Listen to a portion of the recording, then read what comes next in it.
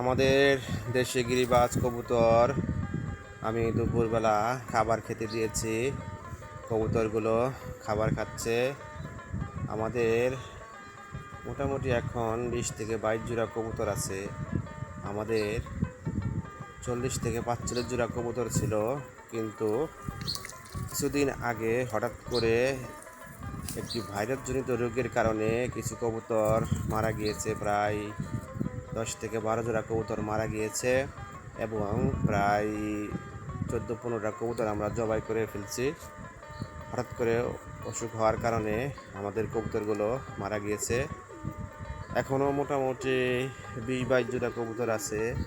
এ মাসে 3-4 জোড়া বাচ্চা হয়েছে ইনশাল্লাহ। দেখা যাক সামনের মাসে কয় জোড়া বাচ্চা হয়।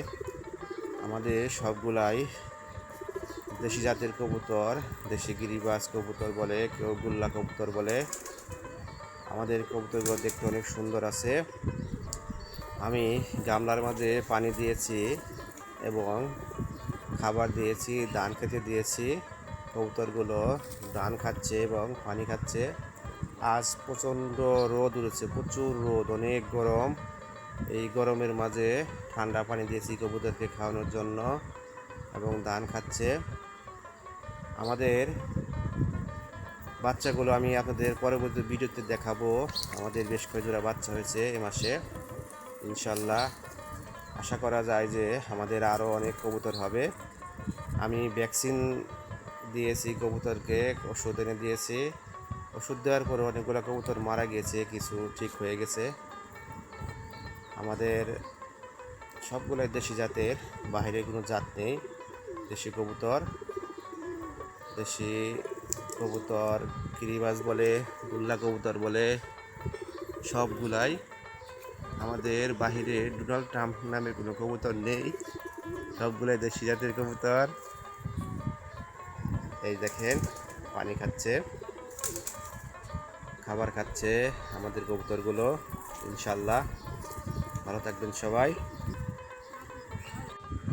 আমাদের দেশে গিরিবাজ কবুতর আমি দুপুরবেলা খাবার খেতে দিয়েছি। কবুতরগুলো খাবার খাচ্ছে। আমাদের মোটামুটি এখন 20 থেকে 22 জোড়া কবুতর আছে। আমাদের 40 থেকে 45 জোড়া কবুতর ছিল, কিন্তু কিছুদিন আগে হঠাৎ করে একটি ভাইরাসজনিত রোগের কারণে কিছু কবুতর মারা গিয়েছে। প্রায় 10 থেকে 12 জোড়া কবুতর মারা গিয়েছে এবং প্রায় 14-15টা কবুতর আমরা জবাই করে ফেলছি। হঠাৎ করে অসুখ হওয়ার কারণে আমাদের কবুতরগুলো মারা গিয়েছে। এখনও মোটামুটি